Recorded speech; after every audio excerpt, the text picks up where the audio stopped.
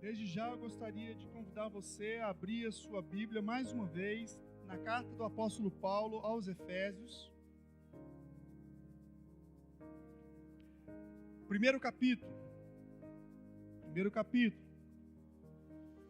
Vamos ler a partir do verso de número 3 até o verso de número 14.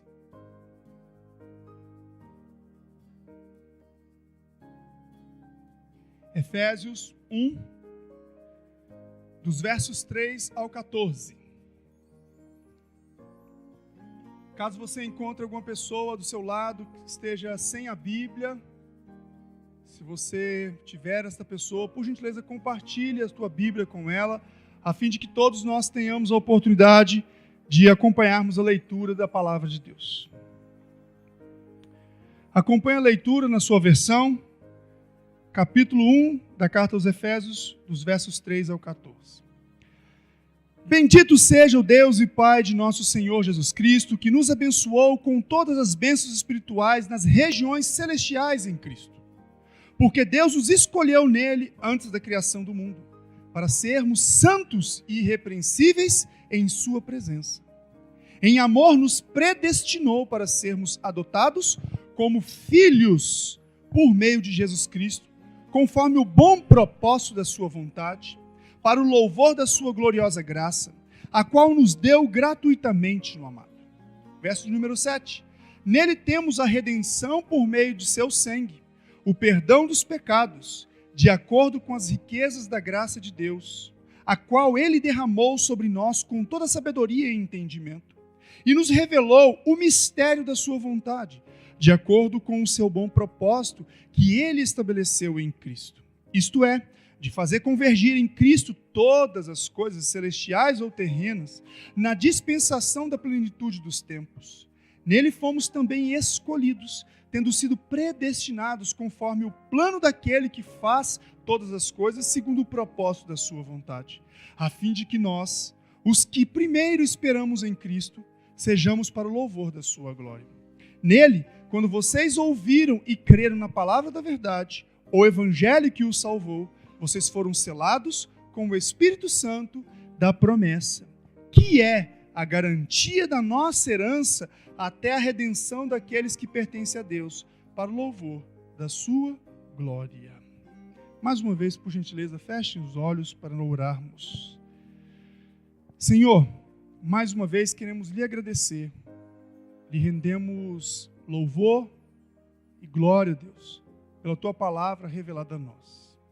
Ó Deus, nesta noite, mais uma vez, lhe pedimos que o Senhor venha iluminar as nossas mentes, os nossos corações, de maneira que venhamos compreender corretamente a tua palavra e vivermos, ó Deus, o teu santo propósito para as nossas vidas, a fim de que o Senhor seja glorificado por meio da nossa vida, por meio da nossa igreja.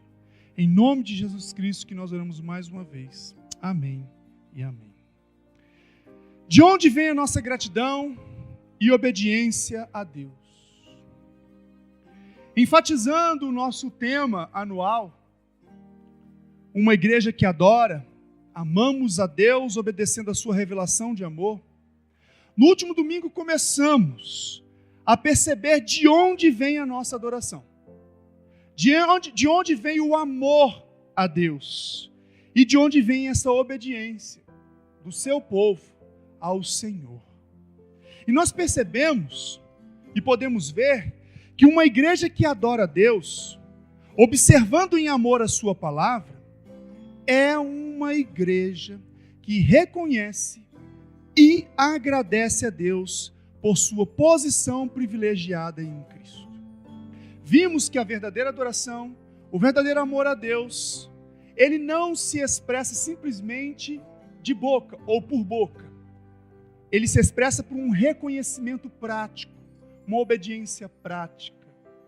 E é assim que nós começamos este ano, sendo desafiados, motivados, encorajados pela palavra de Deus, a vivermos uma vida de mais intimidade, de maturidade, de fidelidade, de obediência ao nosso Senhor. Percebemos que nós, crentes em Jesus, só adoramos a Deus como filhos santos e irrepreensíveis, pois primeiramente o próprio próprio Deus escolheu-nos, elegeu-nos, separou-nos do mundo em Jesus Cristo. E isso é um motivo de grande louvor. Nós verificamos no último domingo e aprendemos por meio da palavra de Deus, especialmente por meio dos versos 3 ao 6 do capítulo 1 de Efésios que acabamos de ler, de que a nossa adoração, o nosso amor a Deus, a nossa obediência, primeiro, vem da escolha soberana e graciosa de Deus Pai em nos inserir em sua família e nos abençoar. O último domingo nós aprendemos que nós fomos escolhidos por Deus. Nós aprendemos que nós fomos separados por Deus. Nós aprendemos que Deus nos deu o privilégio, por meio da sua graça em Cristo, de fazermos parte da sua família. Vimos que essa escolha, Deus não nos dá detalhe, porque Ele nos escolheu. Ele não nos dá detalhe como Ele nos escolheu. Mas uma coisa é muito clara, Ele afirma que nós fomos escolhidos.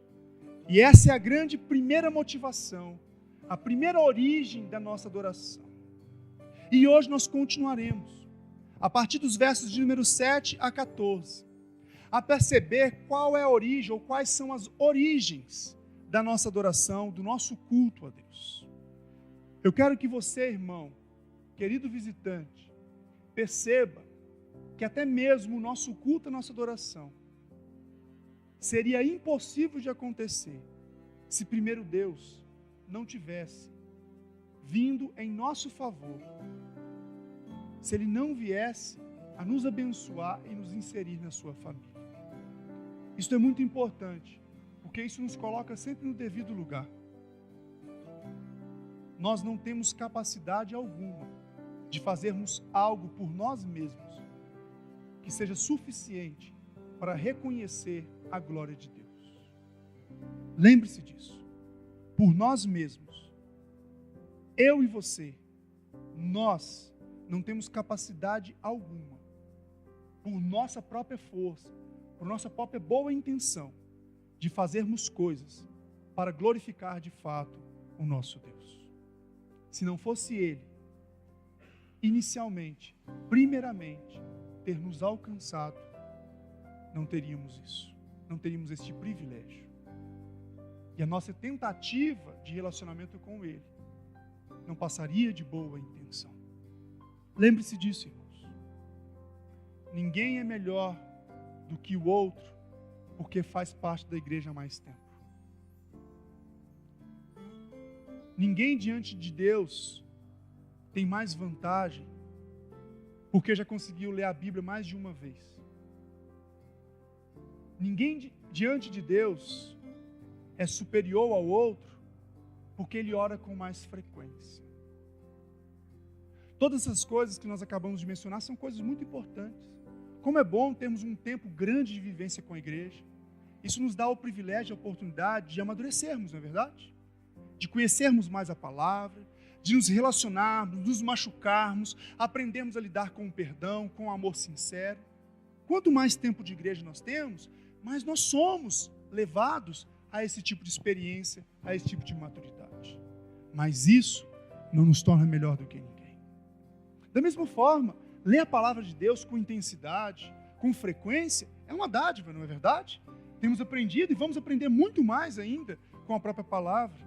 O quanto edificante é nos debruçarmos nas Escrituras Sagradas. Mas o fato de nós conhecermos a Bíblia não nos dá diante de Deus a condição de sermos melhores do que alguma pessoa, ou até mesmo a condição de simplesmente lermos a Bíblia, sermos aprovados por Ele. E da mesma forma, a nossa oração, o quão é importante estarmos juntos orando, o quão é importante estarmos aqui. O pastor tem convidado a igreja para as orações nas terças-feiras de manhã, para aqueles que não estão estudando, não estão trabalhando, ou têm flexibilidade no seu trabalho, para priorizar esse tempo de orarem juntos, orarmos juntos. Temos convidado a igreja para estar nos pequenos grupos durante a semana, orando também. Temos convidado a igreja para as vigílias de orações, ou oração que nós temos. É uma dádiva estarmos juntos orando, mas a nossa oração não é suficiente para nos fazer melhores do que os outros, nos tornar melhores do que os outros, ou nos fazer verdadeiros adoradores. Primeiramente, somos adoradores, amamos a Deus e somos chamados à obediência, porque um dia Deus nos escolheu e nos inseriu dentro da sua família.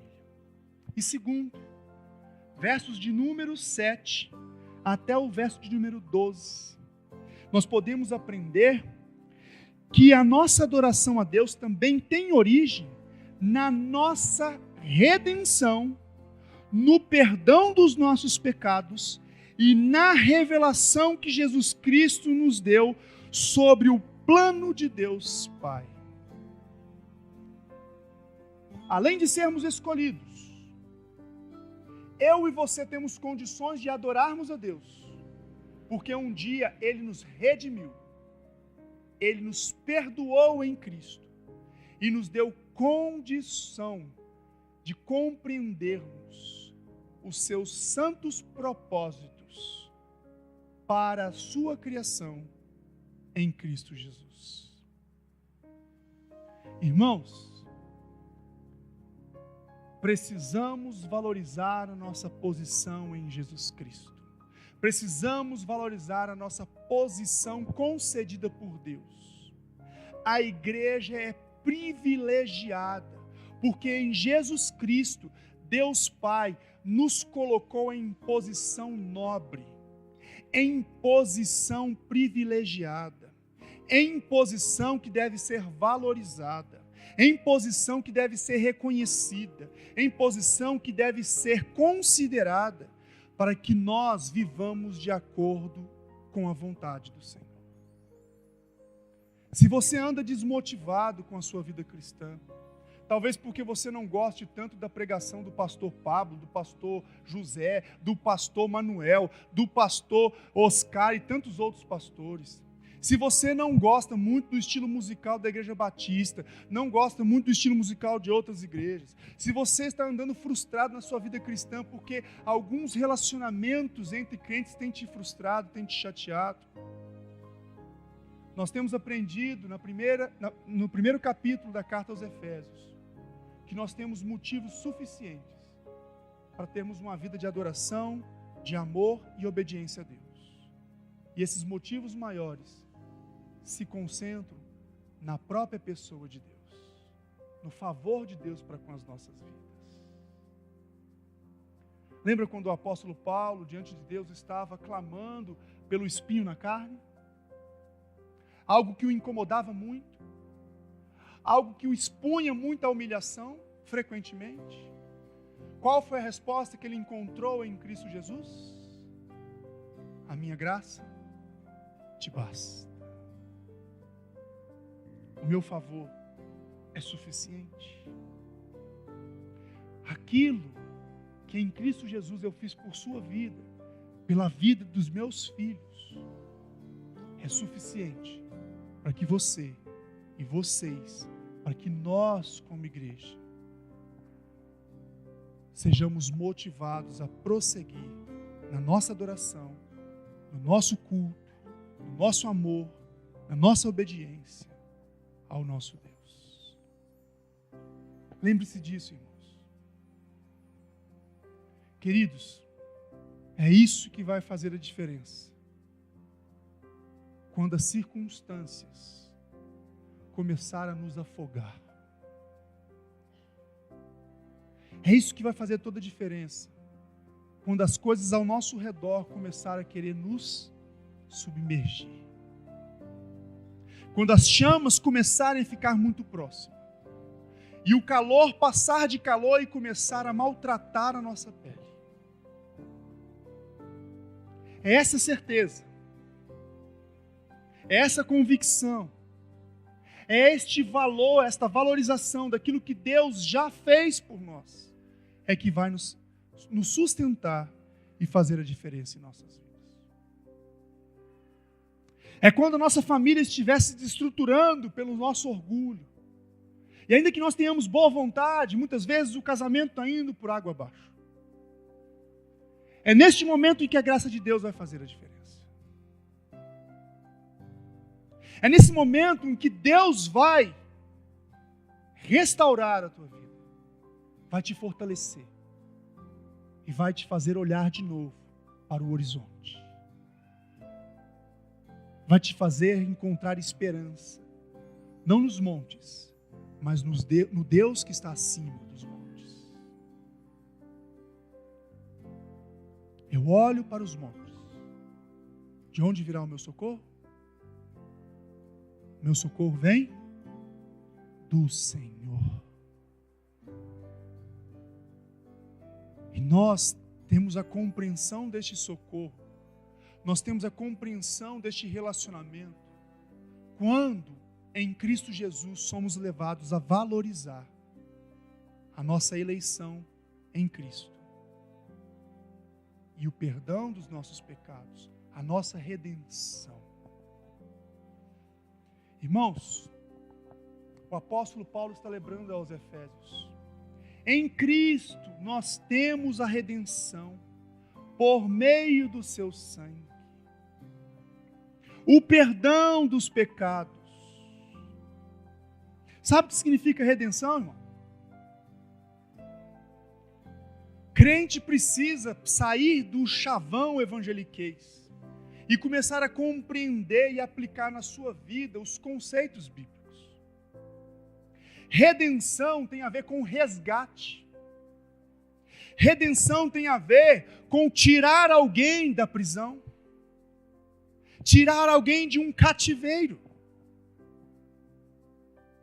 O sangue de Cristo, o apóstolo Paulo está lembrando a igreja, está nos lembrando hoje, de que nós fomos resgatados, tirados do cativeiro do pecado, tirados das trevas, por causa do sacrifício do Senhor Jesus Cristo. Deus Pai aprovou que o Filho viesse a resgatar o seu povo caído em pecado. Queridos, quando nós lidamos com esse conceito de redenção, nós percebemos que nós estamos ligados intimamente com uma escravidão. Aquele que está em cativeiro, aquele que está aprisionado, ele não tem vida plena, ele não tem qualidade de vida. A sua vida, a integridade da sua vida está sendo ameaçada. Infelizmente, para aqueles que acompanham com muita frequência os boletins policiais, infelizmente nós nos deparamos com vários sequestros. E às vezes a mídia,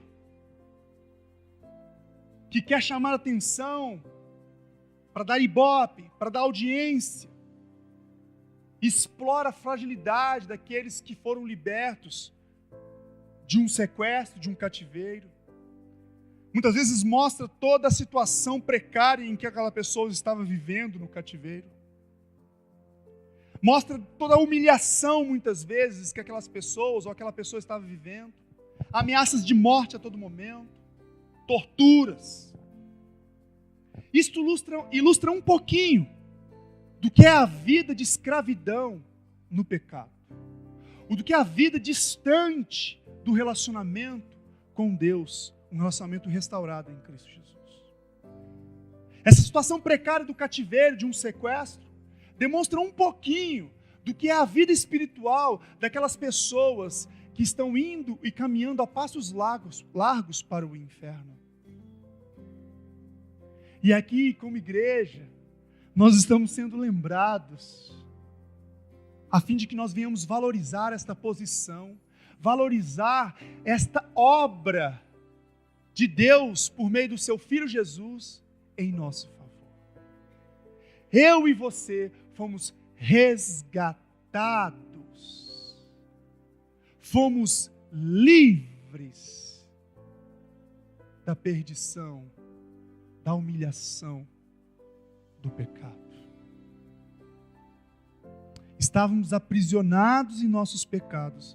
E Cristo nos livrou dessa prisão, pagando um preço pelo nosso resgate. Nós vemos isso inclusive em Isaías 42, os versículos 6 e 7. O profeta Isaías, que inclusive acabamos de estudar hoje, na parte da manhã, na nossa escola bíblica dominical. Olha o que este homem foi usado, o que ele escreveu sendo usado por Deus. Eu, Senhor, o chamei em retidão. Segurarei firme a sua mão. Eu o guardarei e farei de você um mediador para o povo e uma luz para os gentios, para abrir os olhos aos cegos, para libertar da prisão os cativos e para livrar do calabouço os que habitam na escuridão.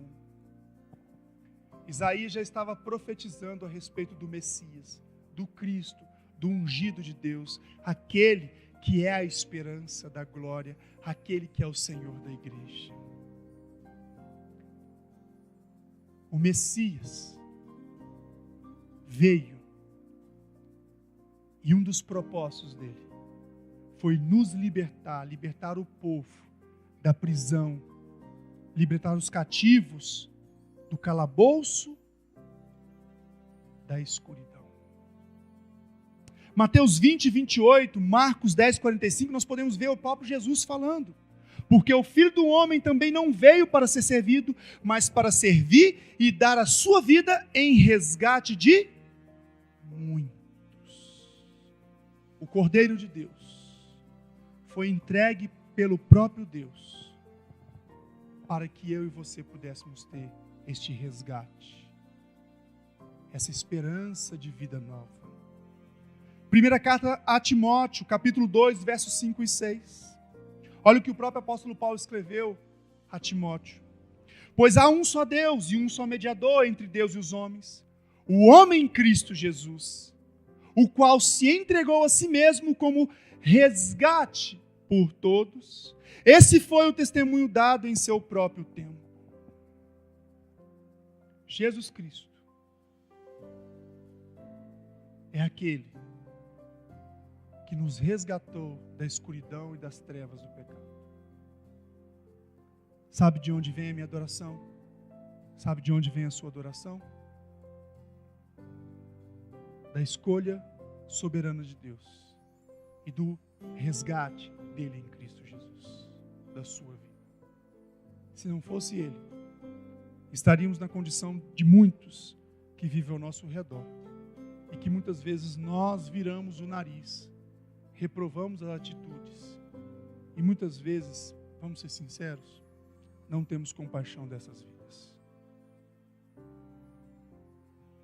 Irmão, se tem uma coisa que eu tenho compartilhado com a igreja há algum tempo, mas que eu estou determinado diante de Cristo a superar isso, não só porque eu sou um pastor, mas porque eu sou um filho de Deus, alguém que foi escolhido por Deus, alguém que foi amado por Deus.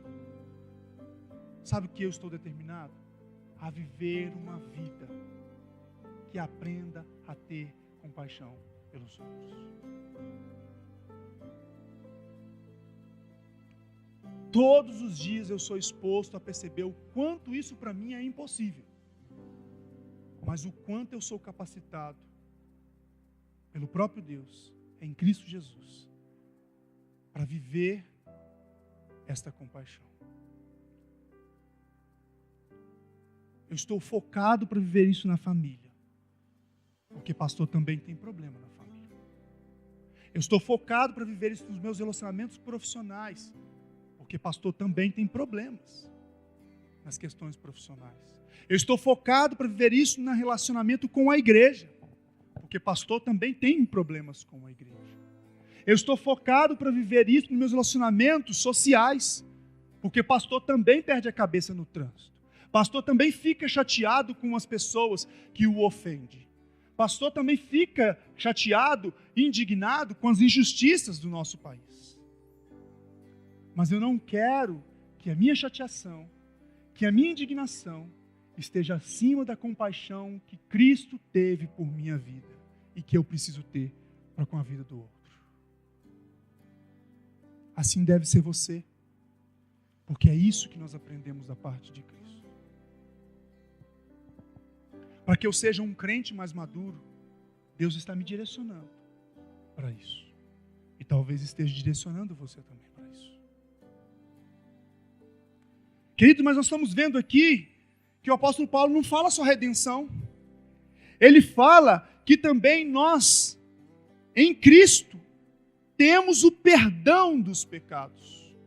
Uai, pastor, mas redenção não está ligado com perdão de pecados? Sim, está ligado com perdão de pecados. Mas é importante nós entendermos a profundidade, o sentido profundo desta palavra. Redenção tem a ver com resgate. Perdão de pecado tem a ver com a ação de Deus de nos separar para Ele, nos dar condições de termos um relacionamento reconciliado com Ele. Jesus Cristo foi quem nos perdoou os pecados, os nossos pecados que faziam a nossa separação de Deus, como nós podemos ver em Isaías 59:2. Eles foram expiados pelo sacrifício de Cristo. Perdão de pecado está ligado diretamente a sacrifício. Perdão de pecado na Bíblia está ligado intimamente a sacrifício. No Antigo Testamento nós vemos o sacrifício de animais para expiar o pecado ou os pecados do povo. A Nova Aliança nos apresenta o sacrifício definitivo de Cristo Jesus, o Cordeiro de Deus, que veio salvar o mundo e perdoar os seus pecados. Então, quando você lembrar de que um dia você foi perdoado em Cristo, saiba e lembre-se de algo muito importante. Já falamos isso uma vez, várias vezes, e vamos ter que falar outras vezes, porque isso deve marcar o nosso coração. Para nós, o perdão é gratuito, mas para Deus, custou um alto preço.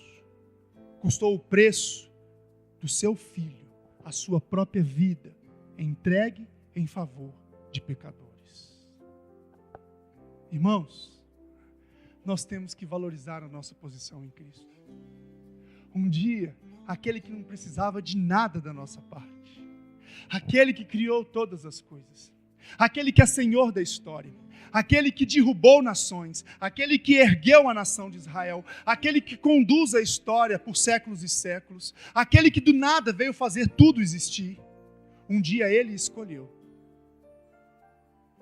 nos amar primeiro. E este amor chegou ao ponto de se sacrificar em favor de criaturas rebeldes,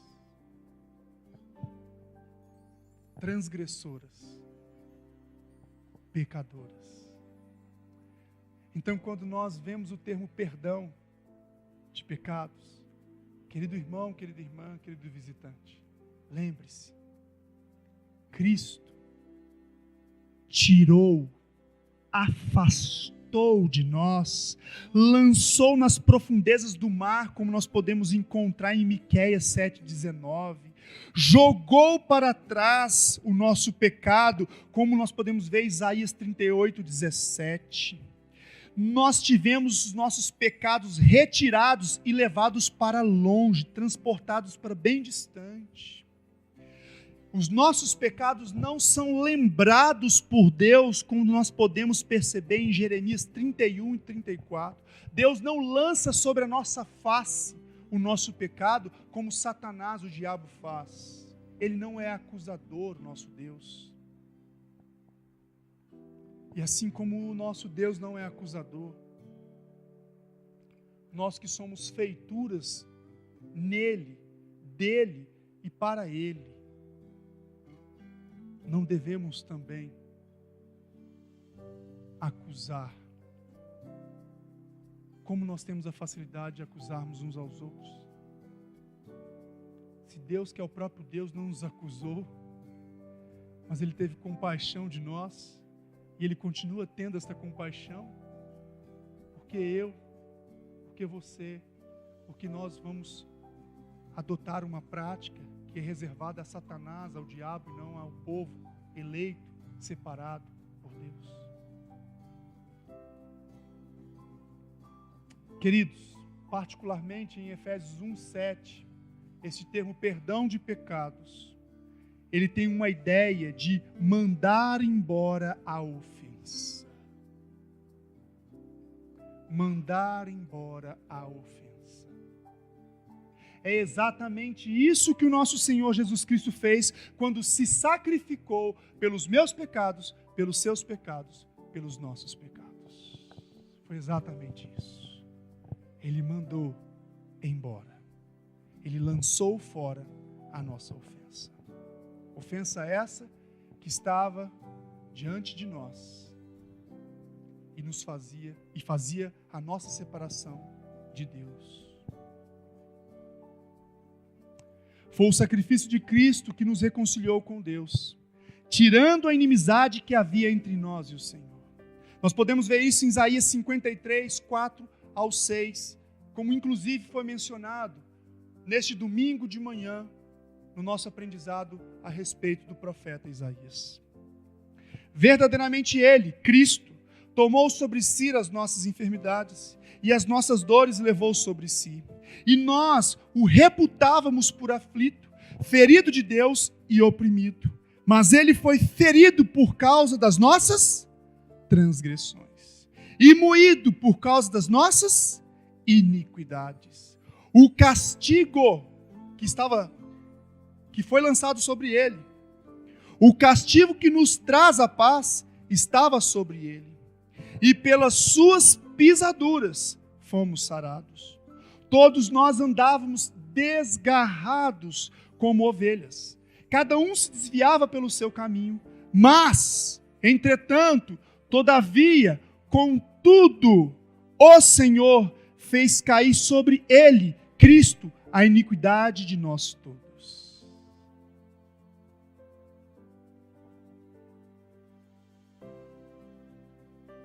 Tem como ser crente de verdade sem valorizar isso? Tem como continuar a viver a vida medíocre? De vir à igreja ao domingo e já fez o seu papel religioso, o seu papel com Deus? Diante disso? Tem como continuar se justificando por ser limitado e continuar perseverando na prática pecaminosa e de maneira irresponsável, inconsequente, continuar vivendo a sua vida de pecado, a nossa vida de pecado, diante deste favor que recebemos em Cristo? E tudo isso provém de Deus, que nos reconciliou consigo mesmo por Jesus Cristo e nos deu o ministério da reconciliação, segunda carta aos Coríntios, capítulo 5, 18. Irmãos, nós temos uma posição privilegiada em Cristo. E precisamos valorizar essa posição privilegiada, para que sejamos crentes mais maduros, para que sejamos crentes que verdadeiramente adoram a Deus, que verdadeiramente amam a Deus, crentes cada vez mais focados nos propósitos de Deus, crentes que obedecem e têm prazer em obedecer a palavra de Deus. Queridos, nós não estamos pregando um falso moralismo. A palavra de Deus não quer que nós sejamos legalistas, não quer que nós sejamos pessoas que pensem que nós mesmos, outros, não vão errar. Mas a palavra de Deus nos encoraja a valorizarmos a obra de Deus em nosso favor, a obra do Filho em nosso favor, para que com esta valorização sejamos impelidos, empurrados, motivados a viver uma vida que glorifique o nome dEle. A sua obediência, a minha obediência, a nossa obediência vai se tornar cada vez mais frequente. O quanto mais frequente esta verdade pulsar em nosso coração em gratidão, em valorização, em reconhecimento. Lembre-se disso. Um dia eu e você, em Cristo Jesus, fomos resgatados das trevas e tivemos os nossos pecados, as nossas ofensas, as nossas transgressões, as nossas iniquidades lançadas para bem longe de nós, sem que tivéssemos condição alguma de fazer algo para que isso pudesse acontecer. Isso é graça, isso é favor imerecido, e nós precisamos valorizar. Mas o crente, a igreja que verdadeiramente adora a Deus, reconhece que este perdão só é necessário porque existe algo muito grave. Crente precisa se lembrar diariamente de alguns trechos importantes da palavra de Deus. Qual é o valor real do perdão de Deus em minha vida? O valor real de Deus me perdoar é simplesmente me fazer uma pessoa que não bebe mais uma cervejinha? Isso é muito pouco. O valor real do perdão de Deus em Jesus Cristo é para me fazer simplesmente ser uma pessoa que não fuma mais? Isso é muito pouco. O valor real do perdão de Jesus Cristo, meu irmão, minha irmã, nós podemos encontrar nos trechos que nós vamos ler agora e complementa a nossa compreensão. Se você até hoje não tem valorizado tanto o perdão de Jesus Cristo, eu oro a Deus para que a partir dos trechos da palavra de Deus você possa perceber o quanto você deve valorizar e o quanto nós precisamos desta graça. Salmo 51, versos 4 e 5. Davi declara: contra ti, só contra ti pequei, e fiz o que tu reprovas, de modo que justa é a tua sentença, e tens razão em condenar-me. Sei que sou pecador desde que nasci, sim, desde que me concebeu minha mãe. Isaías 64, versos 6 e 7. Olha o que o profeta revela a nós. Somos como um impuro, todos nós. Todos os nossos atos de justiça são como trapo imundo. Sabe o que significa isso? A imundícia da mulher nos seus dias. É esta a comparação da palavra de Deus. É esta comparação que Deus está fazendo a respeito da nossa espiritualidade, do nosso relacionamento com Ele, do nosso coração. Temos um coração impuro, semelhante a trapos de imundícia. E ele continua: murchamos como as folhas, e como o vento as nossas iniquidades nos levam para longe. Não há ninguém que clame pelo teu nome, que se anime a apegar-se a ti, pois escondeste de nós o teu rosto e nos deixaste perecer por causa das nossas iniquidades. Romanos 3, os versos 10, 12 e o verso de número 23. Como está escrito: não há nenhum justo, nenhum sequer. Não há ninguém que entenda, ninguém que busque a Deus. Todos se desviaram, tornaram-se juntamente inúteis. Não há ninguém que faça o bem, não há nenhum sequer, pois todos pecaram e estão destituídos da glória de Deus. Primeira carta de João, capítulo 1, verso 8. Se afirmarmos que estamos sem pecado, enganamo-nos a nós mesmos e a verdade não está em nós. Para valorizar o perdão, primeiro nós somos expostos à nossa podridão.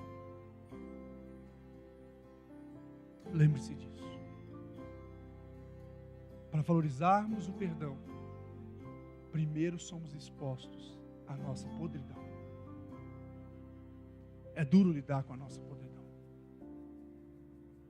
É duro lidar com aquilo que nos expõe à humilhação. É duro lidar com coisas que nós não queremos encarar, porque nos expõe ao ridículo, nos expõe toda a nossa impureza. Mas Mas a graça de Deus não nos deixou na humilhação. E aí que vem a nossa valorização.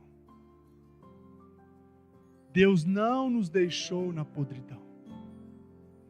Mas em Jesus Cristo o homem recebe a vida plena de Deus, que tira o homem da influência satânica e o conduz e o direciona para a santa ação de Deus que se manifesta em obras de justiça.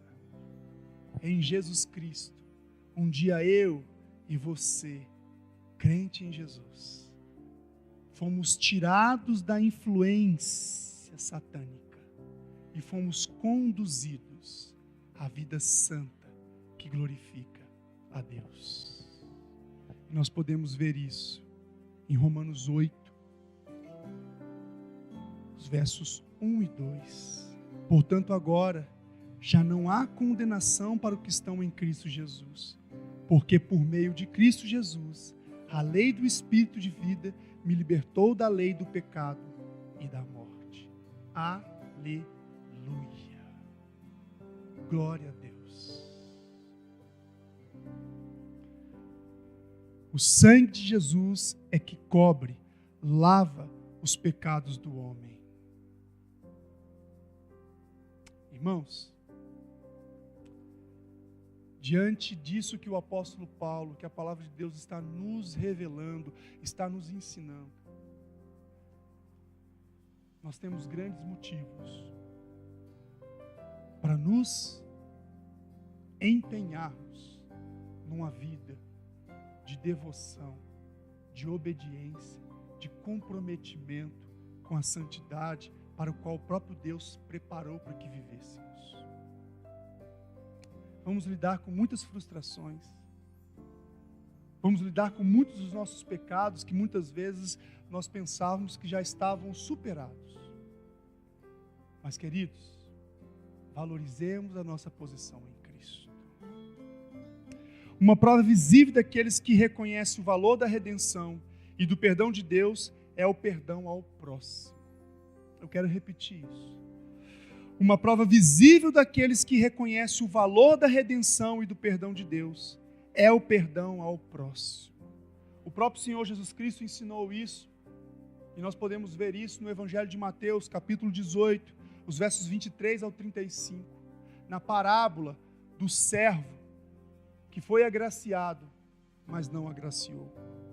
Nós podemos ver isso também no ensino de Jesus Cristo. Nós podemos encontrar no Evangelho de Lucas, capítulo 6, verso 37. E podemos ver isso também na carta de Paulo aos Colossenses, capítulo 3 e 13. Quem valoriza o perdão em Cristo Jesus não nega o perdão ao seu ofensor. Perdão não é sentimento apenas, querido. Perdão é escolha e decisão baseada na graça de Deus. Perdão está atrelado à obediência. Obediência só possível mediante a capacitação de Deus, que um dia nos preparou para perdoar aquele que tem nos ofendido.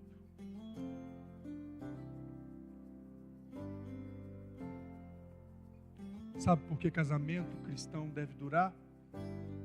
Não porque crente é melhor do que os outros, mas porque crente aprendeu a perdoar de verdade.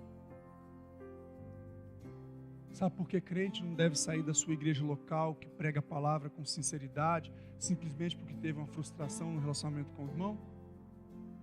Porque crente que vive em igreja e crente que foi perdoado em Cristo Jesus, aprende a perdoar e a conduzir o irmão ao perdão.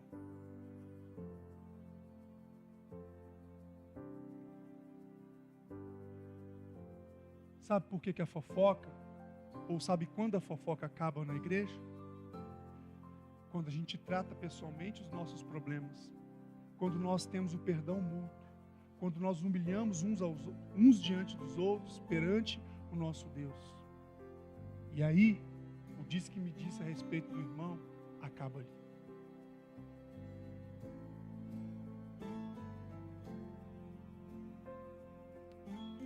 Irmãos, infelizmente tem gente que vive acreditando em mentira. E essas pessoas que vivem acreditando em mentiras, o próprio Senhor Jesus Cristo nos ensinou na sua oração sacerdotal, no Evangelho de João, de que essas pessoas verão que de fato Ele é o Cristo, de fato Ele é o próprio Deus, o Filho de Deus, e que o Pai e o Filho são um, quando eles verem este relacionamento nos seus discípulos, na sua igreja. Tem gente que vive na mentira. E essas pessoas que vivem na mentira, o Senhor vai nos usar e Ele quer nos usar por meio dos nossos relacionamentos da verdade, para que eles percebam que o Evangelho é muito mais do que uma religiosidade, mas é vida de restauração com Deus. E as pessoas carecem de ver esta vida dos nossos relacionamentos. No relacionamento do pastor com os irmãos, dos irmãos com o pastor, dos irmãos com os irmãos, dos irmãos e nós com os incrédulos, com os perdidos. E para finalizarmos, irmãos, a nossa adoração também tem origem, não só na escolha de Deus, a escolha soberana de Deus de fazer parte e de nos colocar dentro da sua família, não só na redenção e no perdão que nós recebemos em Cristo, no Filho, mas também a adoração a Deus tem origem na certeza e na segurança que o Espírito Santo nos dá sobre a nossa herança eterna, a nossa salvação.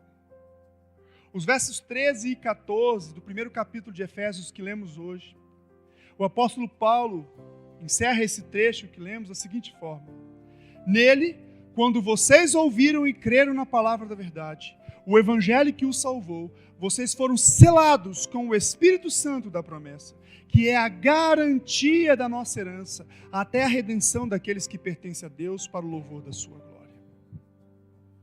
Irmãos, nós crentes em Jesus Cristo, somos habitados pelo próprio Deus. Nós aprendemos isso inclusive em Romanos 8, especialmente os versos de 9 ao número 11. Somos habitados pelo próprio Deus, que nos convence não só do pecado, da justiça e do juízo, mas que também nos assegura que as promessas vindouras do Evangelho são reais e estão garantidas a nós, filhos de Deus. Além de termos sido escolhidos por Deus, além de termos sido perdoados e resgatados por Deus, somos habitados por Deus, somos marcados por Deus, somos capacitados por Deus mediante a pessoa do Espírito Santo, somos orientados por Deus, somos equipados por Deus para vivermos as obras de justiça. Por isso, irmãos, nós não temos justificativas de nos escondermos na famosa expressão que muitos de nós, inclusive eu, corremos o risco e queremos nos acomodar do é difícil.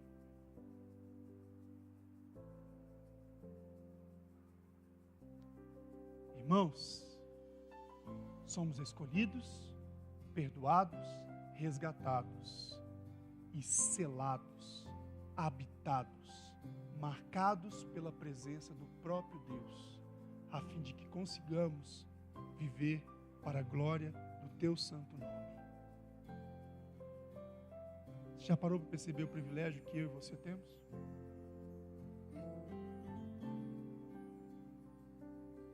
Somos como barro, vasos de barro, que carregam em si um tesouro.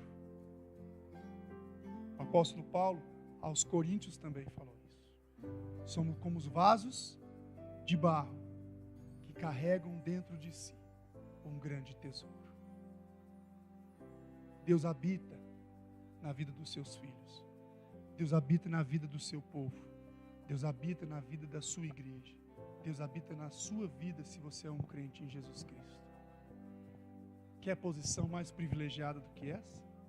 De não só ser escolhido, não só ser perdoado e ter um relacionamento restaurado, mas ter a própria presença do Criador, Senhor de todas as coisas, na tua vida, na nossa vida. Este é o selo, é a garantia da nossa herança. Quem vive com medo do futuro, ansioso pelo que vai acontecer, procurando respostas em cartomantes, feiticeiros, coisas semelhantes, demonstra o quanto suas vidas são inseguras. Não tem paz, tranquilidade.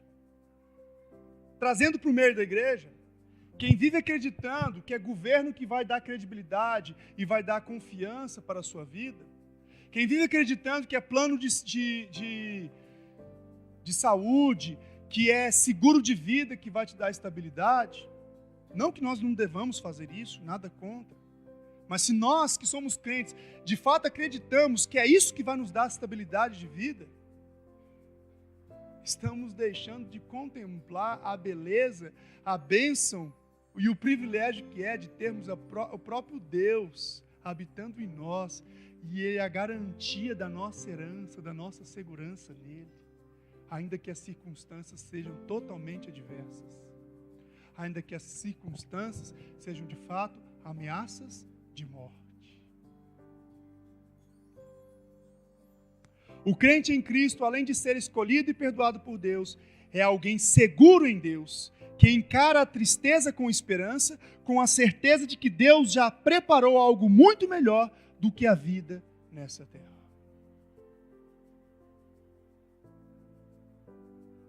Falar isso é fácil. Mas para viver isso, nós precisamos de fato amadurecermos na valorização da nossa posição privilegiada em Jesus Cristo. Eu quero terminar lembrando que uma igreja que adora a Deus, observando em amor a sua palavra, é uma igreja que reconhece e agradece a Deus por sua posição privilegiada em Jesus Cristo. Essa posição privilegiada envolve a escolha soberana de Deus Pai, o perdão de pecados em Deus Filho, Jesus Cristo, e o selo do Espírito Santo que nos traz a segurança. Feche os seus olhos, chegamos ao final da nossa meditação desta noite.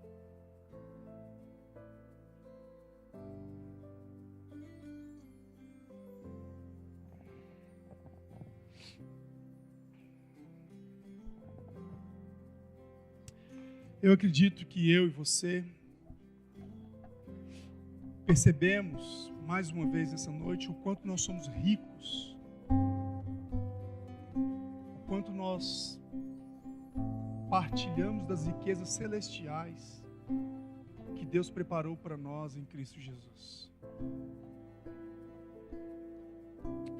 É impossível lidarmos com a palavra de Deus e não percebermos o quanto nós somos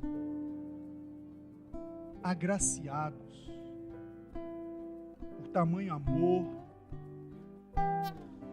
por propósito tão excelso, tão sublime. É impossível, diante da verdade de Deus, nós não nos humilharmos e prostrarmos as nossas vidas em reconhecimento, em gratidão e comprometimento com uma vida que glorifique o nome de Deus. Talvez você, esta noite, tenha sido lembrado ou lembrada pela palavra, pelo Espírito Santo que atua na sua palavra, que tem algumas coisas que precisam ser acertadas, perdão que precisa ser ministrado, pecado que precisa ser confessado.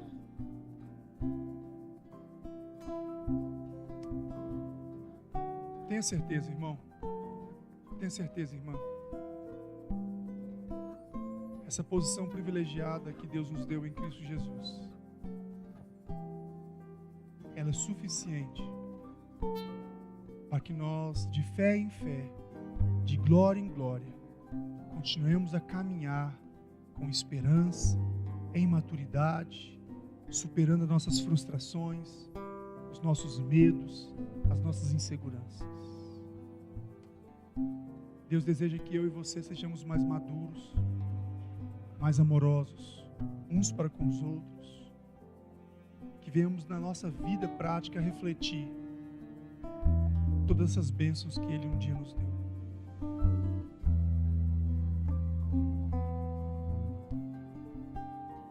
Se Deus tem te mostrado alguma coisa, peça perdão, confesse, se comprometa. Tem gente desanimada na nossa igreja. Se você é um deles, peça ao Senhor para te encorajar por meio da sua palavra. Se você não é uma pessoa dessa que está desencorajada, peça ao Senhor para lhe dar compaixão por aqueles que estão desencorajados. Peça ao Senhor para que você tenha compaixão e amor prático para aqueles que estão desanimados e precisam de uma palavra de amor, de uma obra, de um serviço em amor.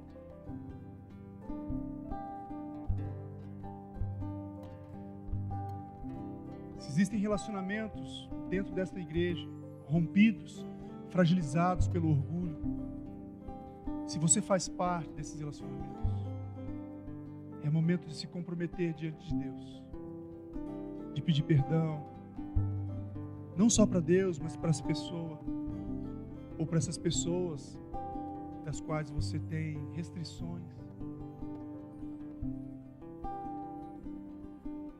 Senhor, nessa noite, mais uma vez, nós te agradecemos pela Tua palavra revelada a nós. Muito obrigado, Deus, porque nós temos uma posição nobre em Cristo Jesus. Reconhecemos que não somos merecedores de nada para termos tal posição. Toda essa posição foi o Senhor que nos deu, nos comprou com um alto preço. E agora nós queremos desfrutar dessa posição de maneira que venha honrar, glorificar, refletir a Tua glória por meio das nossas vidas. A começar de mim, ó Deus. A começar da minha família. A começar dos meus irmãos, das nossas famílias. A começar desta igreja, Deus. Que nós possamos, meu Deus, viver valorizando tal posição e refletindo a Tua glória concedida a nós. Em nome de Jesus Cristo que nós oramos, pedindo ao Senhor mais uma semana, mais uma oportunidade para vivermos a Tua glória, mais uma oportunidade para crescermos no conhecimento e na vida com o Senhor. Nos proteja, nos livre do mal, perdoe os nossos pecados. Em nome de Jesus Cristo que nós oramos. Amém e amém. Deus abençoe vocês, queridos.